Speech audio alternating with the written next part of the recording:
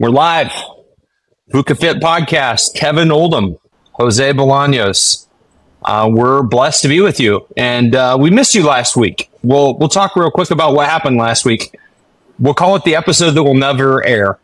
There's a couple topics that, there's three sacred topics that a lot of times you shouldn't talk about. And we talked about one of them, and then we reflected, and we're like, hey, we're not trying to get canceled today. Maybe we'll wait till we get bigger. So this is a reminder that the only way that we get bigger is if you subscribe and or leave us a review. We'd love it if you did that. Without further ado, Jose, you came up with this great topic today, and I want you to educate the listeners on what the heck they're going to listen to us ramble about. Maybe take some nuggets from. We're going to talk about feedback, why it's important, how to give feedback, some basic maybe frameworks to give and get better feedback. So We were big in the Leadership Center. We had whole sessions around feedback. And I can talk about how we manage those sessions. Okay. And let's talk about it. Some of the tools we used. Feedback's good, man. Like without feedback, you're just going through life doing you. So walk us through this. Sounds like you're an expert in it, and frankly, I could be somebody who could use a little bit more mentorship in this area as well. I am looking for. So, one way we would introduce feedback is it's about hitting a target, right? Mm-hmm. We start with the basics of wanting to hit a target. So we talk about missile system. A battleship or a base or somebody launches a missile, and that missile is not going in a straight line. It's not like they launched it and it's going to fly through the Mediterranean and go over a certain land and then go hit the target. No, it's got different, it's receiving feedback from different places. There's satellites on the ground. There's satellites up in the air. And the more satellites, the more precise. Just like a GPS. But the more triangulated and more information the missile is getting, the more of a chance it has to hit its objective.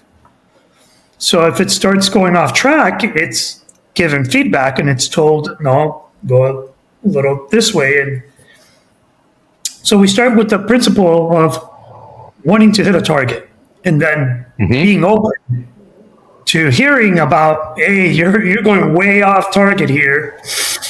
And that's not an easy thing to hear. It's not an easy thing to, like some people, it's really hard. Feedback is always uncomfortable. Like some people get triggered, they get grabbed, they get frozen, they get defensive.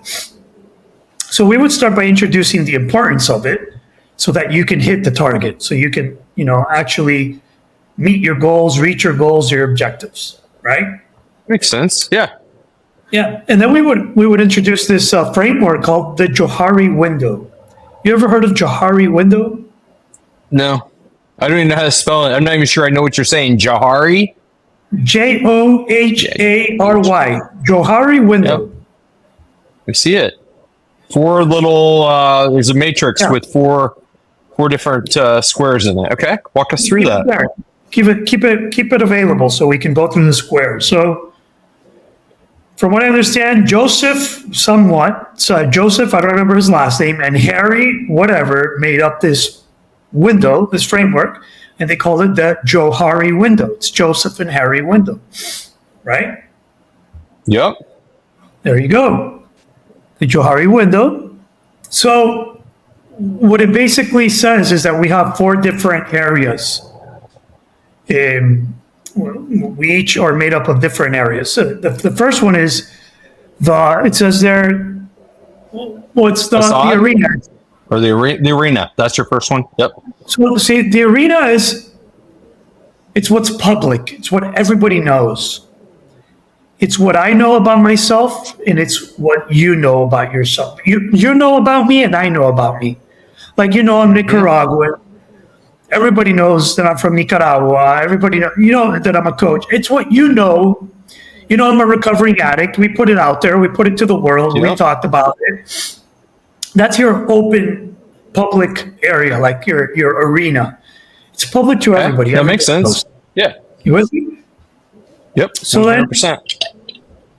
the second would be like the facade or the mask. And it's what I know, but nobody else knows. I keep it to myself. You know, it's hidden. I don't share it. I know it about me. Nobody else knows it about me. All right. I know it. You're a derelict. Like, I know it. I mean, I'm a what? A derelict. What is that? Keep going, man. All right. Oh, your hidden area. I can see it. I have X-ray vision, Jose. So you're making fun of me. Having fun with you. Okay. Having fun with you. At your expense, right? I love that. I'm making fun of you. I'm having fun with you. Yeah. So you have the public window, arena, everybody knows it, you know it, it's all public. The second one, the facade, I know it, nobody else knows it. Then there's a blind spot. It's everybody can see it except you. Everybody knows it, but you don't know. It's like it's hidden from you. It's like the bad breath. The bad breath syndrome. That's exactly what I was just thinking about. Or the person who's got like the super sweaty armpits that doesn't really know or think about it, and everybody's like, no, how about some antiperspirant? Yeah. No, I feel you. Yep. It's stinky armpits because I have sweat. I sweat from my armpits. Yeah. That's why I wear black shirts. Yeah, me too. It's helpful, right? Yeah, it is. Yeah. So anyways, stinky armpits or stinky breath or whatever, or a behavior that everybody knows, like this guy is this way, but he or she doesn't know it. Right. And then I don't know what the fourth one was called. There's different. It's names called the unknown area. Every one of them say it's the unknown area. Like I don't understand what unknown is. Well, it's the subconscious. They all say unknown. Known to no one. There's arena, facade, blind spot, and unknown. Known to no one. So this is what's subconscious. This is the trauma, the underlying things that are governing my shadow. They're not. I don't know them about me, but nobody else knows it about me. They don't know what's driving me. I don't even know that it's driving me, but it's there. You know, I have to work with a therapist to unmask it because it's unknown to everybody. But it's governing who we are. So absolutely, we would introduce these 4 areas to the group. Like we're all made up of the arena, the blind spot, the facade, and the unknown.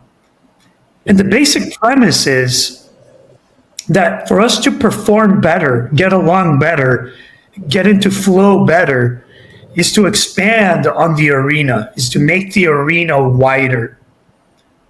All right? It's to make the unknown known, drop the facade, get rid of the blind spots. So it's making what's public to everybody public, being more of an open book. That makes sense. Yeah. And so there's just a couple of ways to do that. One of them is you tell people something about you that they don't know. I tell you, and I make my facade public. Takes a risk. You got to be vulnerable, but you got to be open to doing it. The other one is they tell you, you open up to feedback. Yeah.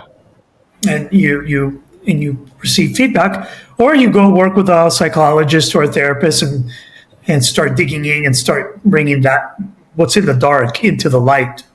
So what we want to do to perform better, to get into flow better, to be a better team. I've heard sports teams use this, basketball teams, coaches would bring this in, this framework, and expand on the public arena so that we can perform better. And the only way we can do that is if I tell you or you tell me, and I'm open up to feedback. All right? That's pretty, it totally makes sense. Totally makes sense. Fascinating. So then, here's a couple of ways we would open up to feedback. And there's a book that I would recommend to people on how to, it's called Difficult Conversations. Okay. Difficult Conversations talks about feedback, and it talks about other difficult conversations you might need to have with people. I mean, that book is a must read for an entrepreneur, business leader, anybody in any professional. It's a must read book. Difficult Conversations. I used to recommend it a lot, but since it's been a long time, I've gotten into new stuff, and so we have the fact that it's like a missile, and it's you're navigating to hit a target, and you need to receive information so you stay on track. And then we have this Johari framework that says if we open up our public arena more, we will perform better and be better able to flow with our team members and whatever. And so we set the people up of the importance of having feedback. And then we would do it in different ways, very interesting ways. One was the hot seat. So the hot seat was, we weren't in a retreat, like a corporate retreat, right? Right. So we would pull Kevin's name out of the box, Kevin. And so there would be groups of threes or twos, multiple groups. If a group was 15, you'd have 5 groups of threes, and so on and so forth. And you would separate from the groups, and you would go off with your own, and you would write 2 positives, like strengths that they're going to say about you. Yeah. And 2 weaknesses or deltas or opportunities to, get better. Right. So Kevin would say what he thinks they're going to say. Like Kevin would say, okay, they're going to say these are the good stuff. They're going to be like, hey, they're going to mention how big his head is. He's got this huge head. He's a head case. He's just trying to get ahead of the game and, just got to head out. Yep. So I feel you. What would you say? And the second would be, what would be the negatives? And then the teams would do the same. Like in between the 3 of them, it's like, okay, what's good about Kevin? What's he good at? They would come up with 2 things. And then, okay, what is he bad at? Okay, we would come up with 2 things. And then you have 5 groups who have come up with 2 good things, 2 negative things. You would sit in the middle of that room and just listen to it. Just take it. They just take the good with the bad. Just take the good with the bad. Take it. Like open up. Do you have to say thank you after they provide it? And you have to say thank you. So and that's it. We would set up a framework before. We would be like, okay, group. You know how you facilitate sessions, and what are some things we need to do? Like, what are things we want to do when we're receiving feedback? And the people would, come up with a list of norms.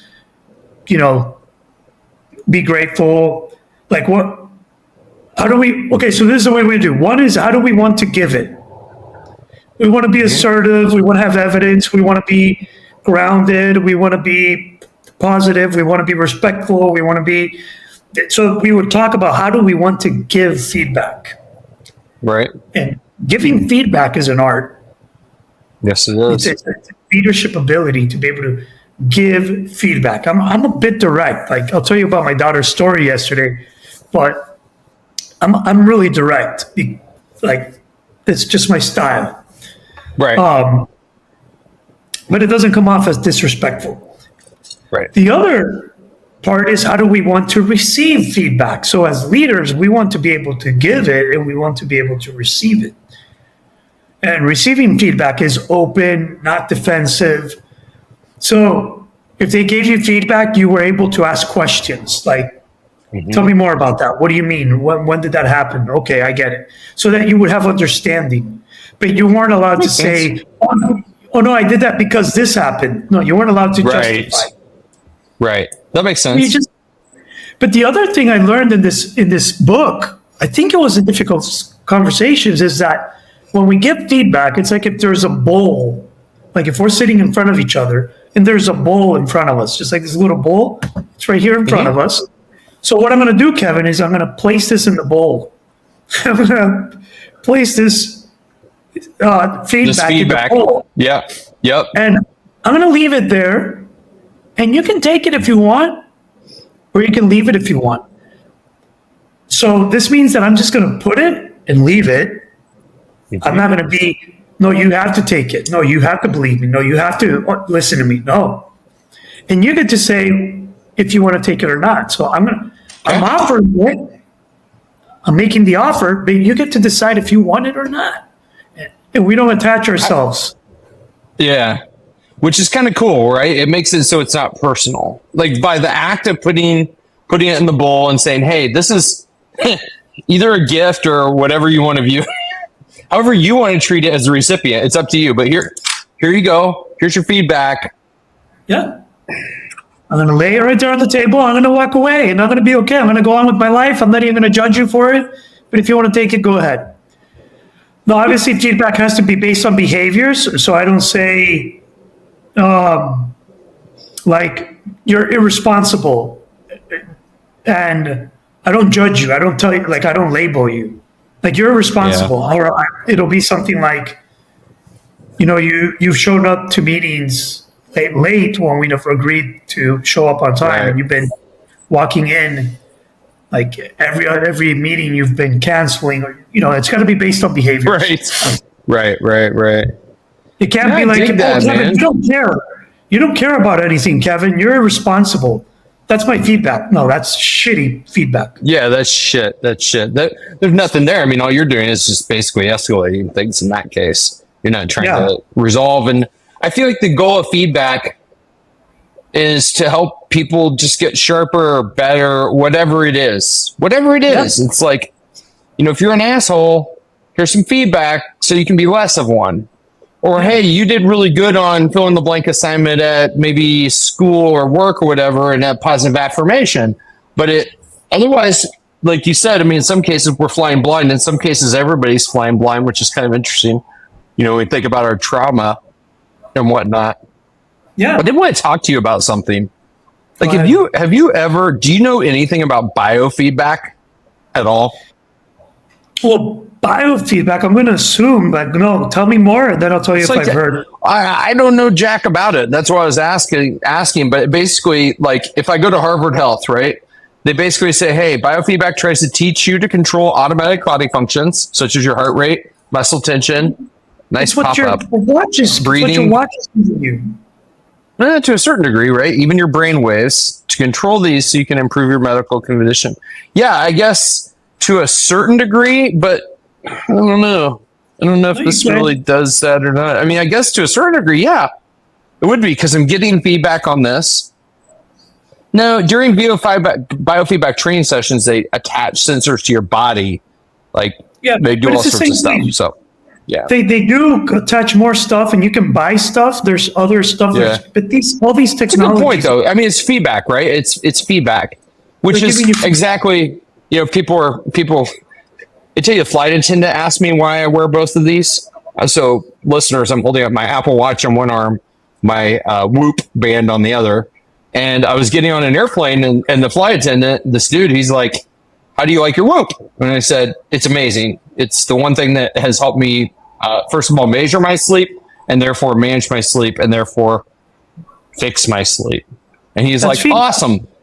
And he's like, so why do you wear the Apple Watch? And I'm like, I'm glad you asked. I wish that I could have just one device, but this thing doesn't last 24 hours. And I'm not going to sleep with it. The battery. This thing lasts like 3 or 4 days, and I actually charge it while it's on my wrist. Like, it's super easy, right? And so I'm like, and I need both for the feedback loops that I want, because this feedback loop that I get with my Apple Watch is all about my exercise, just basically my exercise. That's what I use it for. So yeah. But yeah, there's a lot of tools for people to get feedback from your body. Getting feedback from other humans is super helpful. What else do we do with feedback? Well, you have tools like the 360 in companies. Mm-hmm. The 360 is just when you have big companies, you take these. My wife's company does it. Yeah. I'll tell you how they make mistakes doing that. So they'll do these 360 sessions. 360 means that you're getting feedback from all around. Right. You're getting feedback from your boss, you're getting feedback from your peers, and you're getting feedback from the people that are under you. That's what makes it a 360. But first of all, it's like in post, the company's like, you're getting this done. Everybody dreads the. It doesn't feel good. Yeah, it doesn't feel good. It's scary. But then they get the feedback and they're like, here's your feedback. Have a good day. You open it up and you're like, oh, I'm a terrible leader. They hate me. They hate me. Yeah. Oh my God. I put everything green because it usually comes out in colors like green, yellow, red. Right. It's like I'm in green and everything that I said, but everybody beneath me is red. But it's interesting because the guy comes out, let's say he comes out green himself. His boss says he's green, but everybody under him says he's red. That means he's blocking information. Like there's something going on there. Like it's open to interpret. Right. But usually what you need is when you get a 360 report is you get a coach for them also. So the coach's job there is to help them process it. Like I've been hired as a coach. Like we're going to give this feedback back to the group. We want to do it in a day and we want to bring coaches in so that we can help them process it. Because it's not, you hinder performance instead of making it better. Right. That makes a lot of sense too. They might become self-conscious and get in their heads and stop actually performing well. Like they'll be so scared to make decisions because of whatever feedback they got. Yeah. So you want to talk about what I'm sorry. I wanted to hit the story about your daughter and what you were talking about there. Well, the one thing I've found personally is that feedback doesn't always come packaged beautifully. Right. Like, generally, it's not. I feel like it's probably not. Well, sometimes just somebody blurts it out and tells you, like, "Hey, you're acting like a jerk," and so as jerk a leader, with a capital J. Jerk with a capital J. There's when you're getting feedback, it wasn't asked for. It didn't come in a good way. The person giving it to you didn't train to get feedback, but you got this comment. There's a question you always want to ask when you get feedback. That's really hard to process or that you don't. Is there some truth to it? Like, so when they're like, hey, you're acting like an asshole and so you're hard to work with and they can't really give it to you straight because they don't know how. And it's just like, you're just defensive. And then, if they come to me and I'm their coach, I'm not going to be like, oh, I'm sorry. No, I'm going to ask them like, is there some truth to what they're saying? Yeah. And then immediately it's like, well, sure. There could be some truth to it, but I hate them anyways. Yeah. I mean, it's hard to hear like negative feedback or feedback that you don't want to hear. But as somebody who's heard, I'm going to say probably more than I typically hear of feedback about me. Within the past couple of weeks, I'm like, it's hard to hear, but then once you reflect over the hardness of hearing it, it's like, okay, cool. Like it's a gift. It's a gift. Yeah. Once you get past the emotional part, it's a gift. And I won't be shy to share my story. It was like my wife called me a jerk. She's like, you're being a jerk with a capital J. And it had to be with me being kind of short with our daughter around something. And she was right. I was like, she's like, since you walked in the door, I don't know what your issue is. And she was right and called me out on it. It was hard to hear. But now when I interact with my daughter, I'm going above and beyond to make sure that I don't do that again. So it's like, it's good for people to check you and give you feedback because while I may have known I was feeling a little edgy, I probably didn't feel like I was showing up that way until I got called out on it. And then I reflected back and I'm like, oh, you're right. Got it. Course correct, let's go. Right. And that's all we can do. It's a grab.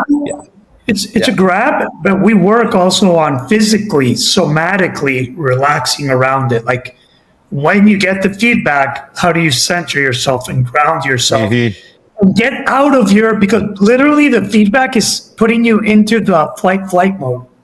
Absolutely, it does. It gives you that. Yeah, absolutely. You're switching from in your brain. You're going down to your defensive mechanism. You can't even think straight. So you got to come back up. Yeah. And you do that by regulating. And then once you're back and can see clearly, then you can accept it and say, okay. Right. Yep. Now, what do I do with it? You know? Yeah. I actually put a video up today doing some exercise, and somebody wrote, "You're doing that wrong. You know, you gotta extend more." You're Are you serious? What is it? Shut up, stupid. Yeah. But I was like, okay, I'll make sure I do it. I'll make sure I extend more. I was nice about it. He's still an idiot, though. No, I'm joking. He was giving me unsolicited feedback. No, he's giving me unsolicited feedback. Well, let's use that as an example. So let's talk about unsolicited feedback, which is a lot of times the best type. Sometimes is not welcomed by people, right? And so, one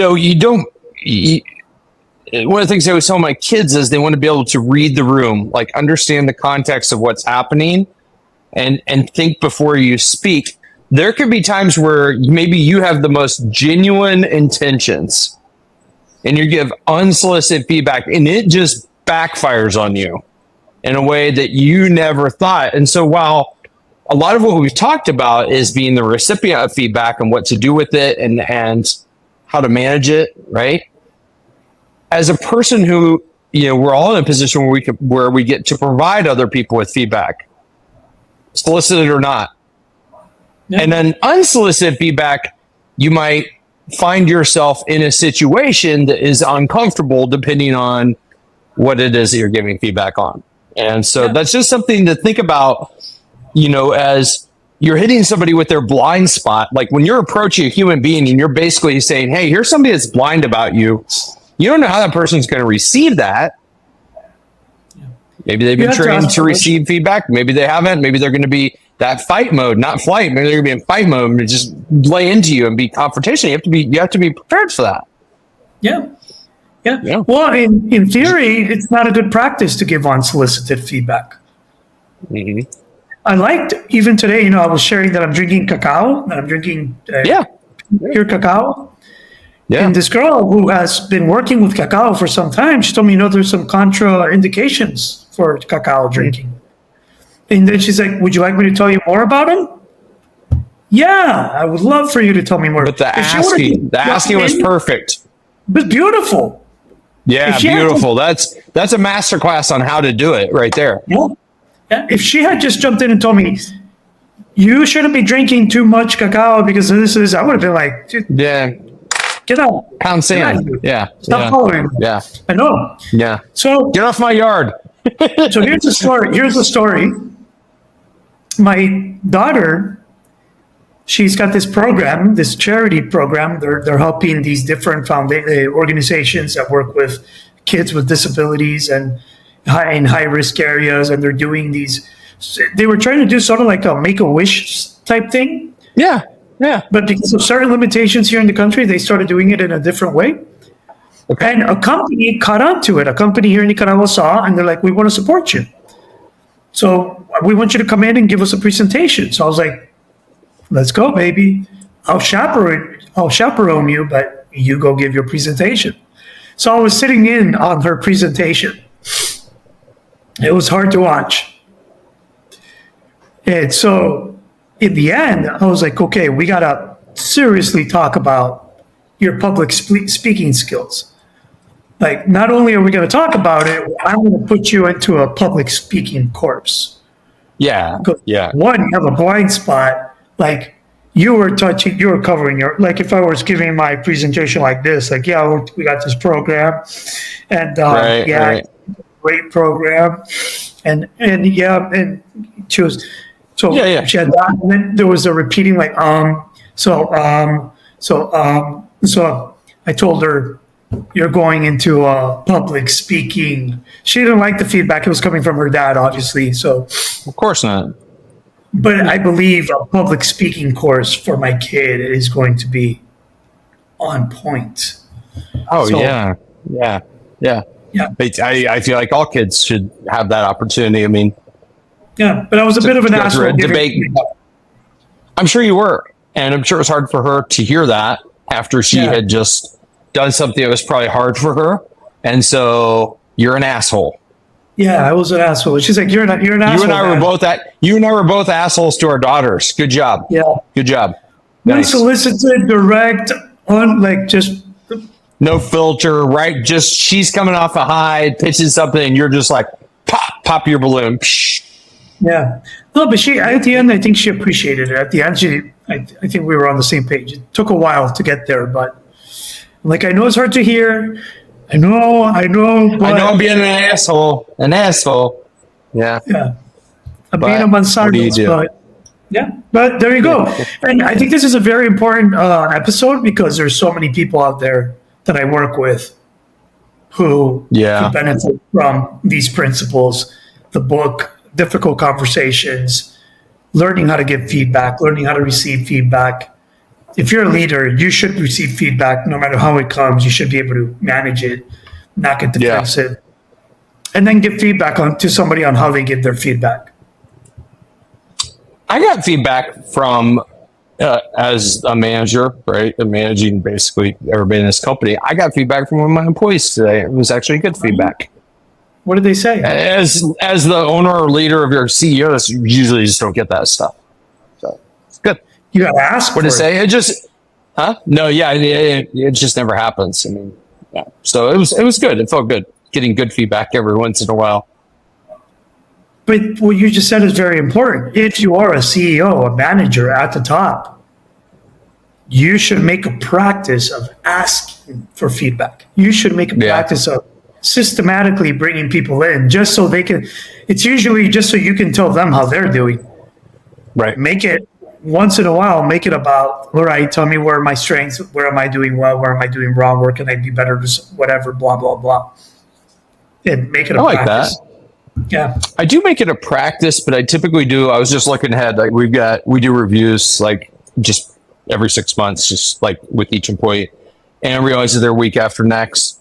And typically what I do in that scenario is after I'm going through things with them and whatnot, it's more of a collaborative approach. The way we do it is to be like, all right, what can I do or should I be doing to support you in these areas maybe that they were struggling in and or that they were being, flourishing in. But it's in that context of I just told them a bunch of stuff about them, right? And I like the idea of it having been something completely different and being like, hey, here we go. I need a review as well, but nobody gives me reviews at my company. So what I would like from you is direct feedback on good, bad, and different, whatever, on how I'm doing as your, company owner, CEO, leader, whatever the heck they think of me as. So yeah, that's a good idea. Yeah. We're small enough that we can do that, right? And actually, it's very effective. So I dig it. This was a good conversation. I wasn't quite sure where we were going to go with it. I think the headline here is that you and I were both jerks, and that feedback helped us both kind of realign a little bit, and that's good. Well, part of me wants to be able to have like an archive, like the podcast as. So I sent the podcast on poor performance that we went through that flow chart. Yeah. To somebody who asked about it on Facebook. I was like, hey, you know what? Absolutely. Check it out. Yeah. Let me send it to you. And he heard it. He's like, hey, that was very helpful. Yeah. I do the same thing, man. Like I send off an episode. If I got a buddy who's struggling with something, I'm like, you know what? I feel like we've talked about this. Let me go look through the episodes. Boom, boom, boom. So you're right. It's great to have this like archival aspect of the work that we're doing. Because it is good work. I mean, I think somewhere in these 30 something episodes that we've recorded this year, there's some nuggets that can really help each other. Well, help us, but also help others more importantly. So cool. Anything else? I'm still bringing that intention that we share tools that will actually add value and really help people become more VUCA capable. Actually help them navigate these complexities. So there you go. That's it. That's a wrap. We appreciate y'all listening. As we mentioned in the show, we deeply appreciate reviews, hitting the subscribe button. Just one quick reminder, our sponsor is VUCAfit.com, VUCA fit.com. You go there today, you're going to hear why I'm here. There's a personal letter from me to you that explains Jose and I's entire relationship. I make you a special offer on there, and I think it's one that you should take if you want to improve your circumstances in life, because that's exactly what I did, and that's why I'm here. So next week, we'll see you. Have a phenomenal week. Be well. We appreciate you. Peace.